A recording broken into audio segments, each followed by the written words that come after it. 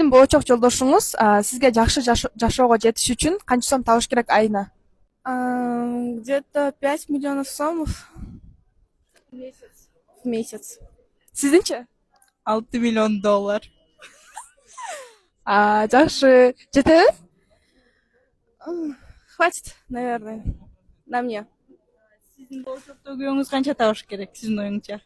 Менин оюмча ошондой эле 5 миллион 6 миллион табыш керек да. Биздей татыктуу кыздарга ушундай жалко что ли 5-6 миллион турабы? Оштабы? Чисто мага жетиш үчүн 500 миң тапса болот, анын өзүнө билбейм. Канча жетсе ошончо да. Өзүнө 15 миң. Мага 500 миң сом болот.